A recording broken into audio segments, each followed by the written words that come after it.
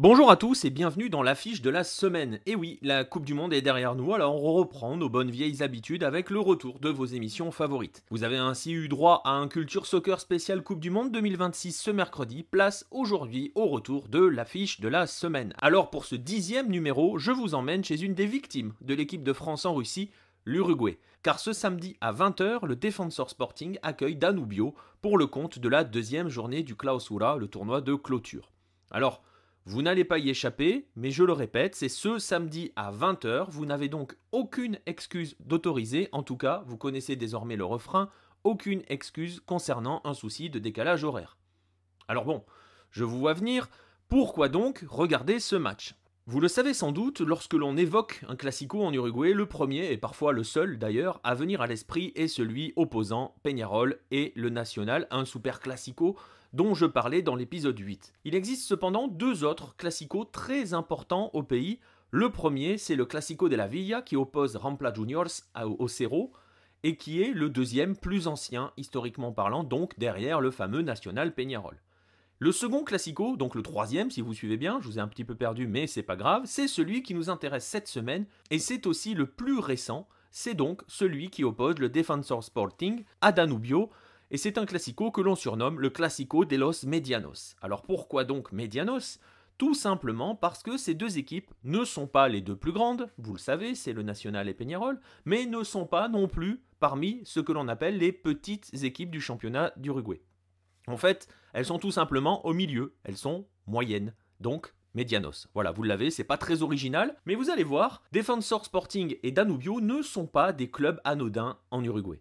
Tiene que terminar el partido. Defensor va a ser el campeonato uruguayo. Defensor va a ser el campeón uruguayo. Así va a hacerse el córner por parte de Cubilla. Cubilla conversando con Cáceres. Le toca la cabeza como un papá. La juega hacia atrás en dirección a Gómez.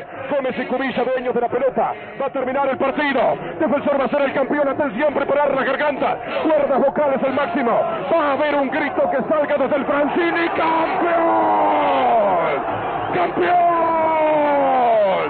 Defensor campeón uruguayo, la historia se derrumba y se conmueve. Defensor es el campeón. Defensor es el campeón uruguayo de 1976 y el público empieza a entrar a la cancha. Empieza la vuelta olímpica. De acuerdo a las agujas del reloj, está dando la vuelta olímpica. Si vous avez lu le premier numéro du magazine de Lucarne Opposé, merci à vous d'ailleurs, et si ce n'est fait, je vous encourage à venir le commander, c'est encore possible. Bref, si vous avez lu ce premier numéro du magazine Lucarne Opposé, vous connaissez l'histoire du Defensor Sporting et notamment l'histoire du Defensor Sporting de 1976, celui qui, il y a 42 ans cette semaine, a été le premier à priver Peñarol et Nacional d'un titre de champion dans l'ère professionnelle en 44 ans d'ère professionnelle. C'est le son que vous venez d'entendre avec, vous l'avez sans doute peut-être remarqué, la voix de Victor Hugo Morales, oui, l'homme qui, 10 ans plus tard, va rester celui du cerf-volant cosmique de Mexico. Fondé en 1915, le Defensor tiendrait son nom d'une équipe d'ouvriers d'une usine de verre de Punta Carretas et va donc attendre le professionnalisme pour se faire véritablement un nom.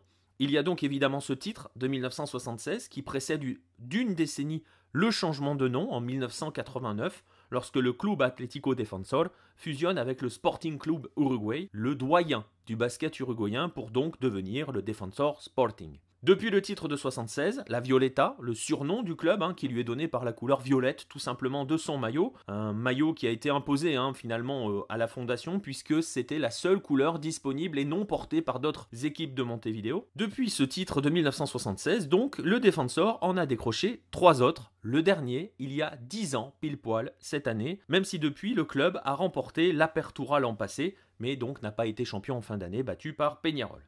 Reste que, avec 4 titres professionnels, le Defensor Sporting se positionne à la 3e place du palmarès national, juste devant et à égalité en termes de trophées avec un autre club, Danubio.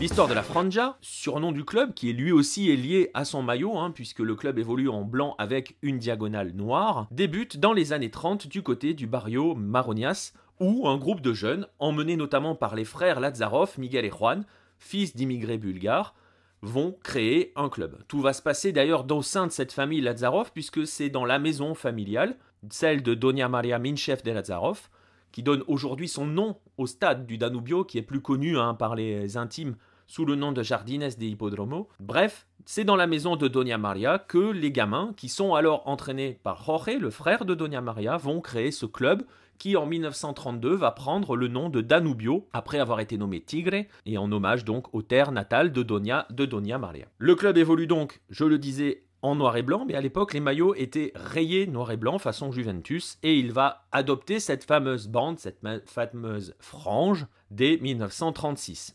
Le club arrive en première division en 1948, se fait très très vite remarquer en faisant notamment tomber Peñarol, qui était alors invaincu depuis 30 matchs, et termine vice-champion d'Uruguay en 1954.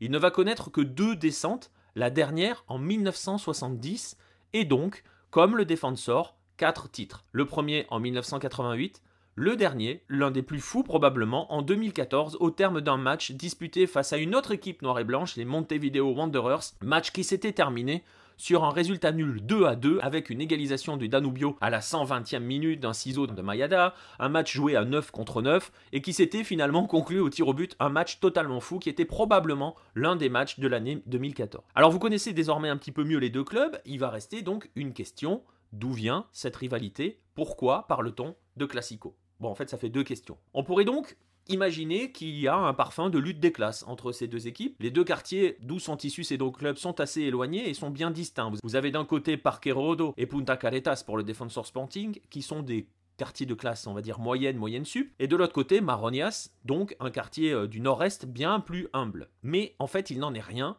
La source, la base de ce classico, de cette rivalité, n'est pas une lutte des classes, n'est pas une lutte sociale. Elle est extrêmement récente finalement, cette rivalité, elle a moins de 20 ans et elle est bien particulière parce qu'elle repose sur 2 leviers. Le premier, vous l'avez deviné, c'est en fond depuis que l'on a débuté cette affiche de la semaine, elle est de savoir lequel des deux est le 3e grand du pays. Celui qui, donc, est le chef de file de la révolte face à l'hégémonie des deux grands que sont Peñarol et Nacional. Le deuxième levier est bien plus intéressant, puisque c'est lui qui est véritablement à l'origine de cette rivalité. C'est une lutte pour savoir lequel de ces deux clubs est la meilleure cantera du pays, le meilleur centre de formation. Ces deux équipes se distinguent par leur succès acquis en équipe de jeunes, notamment sur les 20-30 dernières années, et ce sont ces duels chez les équipes de jeunes qui ont lancé le duel entre les deux clubs. Alors pour vous donner une illustration de la force de ces centres de formation du Defensor Sporting et de Danubio, sachez que de 2011 à 2014, 12 des 20 titres décernés dans les catégories de jeunes, U14, U15, U16, U17, U19, l'ont été à ces deux clubs, 12 sur 20. Et les 8 autres sont bien évidemment pour le duo Peñarol Nacional. Lors de la saison 2013-2014, le Defensor termine devant Peñarol et Nacional à la table cumulée des résultats de l'ensemble de ces catégories et remporte notamment l'Apertura et Clausura chez les U19. Au palmarès des divisions inférieures, les U19 et les U17 sont champions d'Uruguay en 2011, en 2012 et en 2013. Du côté du Danubio, en 2016, le club remporte les championnats U17 et U19, alors que le Defensor, lui, remporte les championnats U16 et U15. Encore une dernière illustration, en 2018, cette année donc, 3 des 5 titres qui ont été distribués lors des tournois d'ouverture, des Apertura, chez les jeunes, sont tombés dans l'escarcelle du Defensor. Au classement historique cumulé dans les catégories de jeunes, Danubio est actuellement 2e derrière le Nacional, mais devant Peñarol, un Peñarol qui est sous la menace du Defensor Sporting, qui n'est qu'à une seule longueur des Carboneros, et qui pourrait donc, les Defensors, doubler Peñarol cette année en cas de confirmation des résultats acquis lors de l'Apertura, lors des tournois de clôture. Alors vous le voyez, Defensor Sporting Danubio, c'est vraiment ce que l'on appelle un classico moderne, qui a pris ses racines dans des luttes entre formations de jeunes, chez les jeunes, dans les fuerzas básicas du pays, comme l'on dit, et c'est surtout le duel entre les 2 meilleures écoles de football du pays. Un dernier élément pour vous le démontrer définitivement, il suffit d'égrener la liste des joueurs issus ces 20 dernières années des centres de formation du Defensor et du Danubio. Je vais vous en donner quelques-uns. Martín Cáceres, Diego Pérez, Álvaro González, Maxi Pereira, Sébastien Abreu, quelques exemples du Defensor. Alvaro Recoba, Marcelo Zalayeta, Carini, Ernesto Chevanton, Walter Gargano, José María Jiménez ou encore Edinson Cavani côté Danubio. Dans les 23 joueurs uruguayens qui étaient présents à la Coupe du Monde russe, 8 sont issus du Defensor, 3 sont formés du Danubio. Ce sont les 2 clubs les plus représentés au sein de la sélection. Peñarol était à égalité avec Danubio puisque Peñarol en comptait 3 aussi. Donc vous l'aurez compris, si vous voulez observer le futur de l'Uruguay, ce Clásico de los Medianos est fait pour vous. Rendez-vous donc ce samedi à 20h pour le 182e numéro de l'histoire. Au niveau des statistiques, sachez que le Defensor mène 68 victoires à 55, mais que le dernier, Clásico, a été remporté par Danubio. Et c'est justement sur le son de cette victoire de la Franja que je vais vous laisser. Les commentaires sont signés Fabián Bertolini et Oscar Cross. Abrazo a todos y a la prochaine. Bajándola bien para el equipo danubiano Terán. Terán se atrasa, pliega por parte de Bueno. Queda la pelota para Castro, se viene el defensor, viene el centro para River, golpe de cabeza. ¡Gol!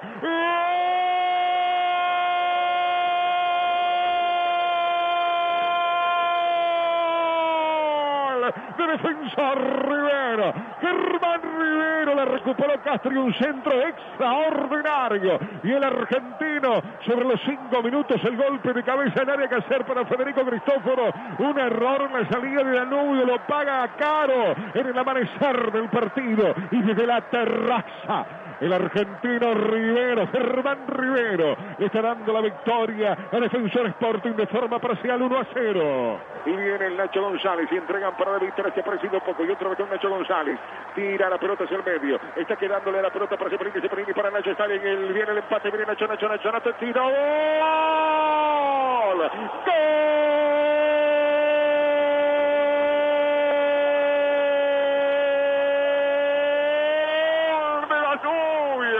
Nacho González metiéndose dentro del área. Lo mejor de Danubio estaba por la derecha y por ahí vino metiéndose justamente en diagonal el número 10 danubiano, definiendo sobre el palo izquierdo de Reyes sobre este primer tiempo, sobre el minuto 35. Danubio empata el partido, fue Nacho González, 1-1. Decíamos que por ese sector podía llegar la chance para el equipo de la curva de Maronias. Una gran combinación entre David Terán, que está haciendo muy buen partido, combinando con Cepelini, el pase para Nacho González y la definición de Nacho contra el vertical izquierdo de Reyes para poner el 1-1 y darle emotividad a este clásico aquí en Maronias. La oportunidad de perder obvio de pasar a ganar el partido. Da la orden Cristian Ferreira, le va a pegar David Terán, pierna zurda en el arco. Reyes viene Terán, tiró, ¡gol! ¡Gol!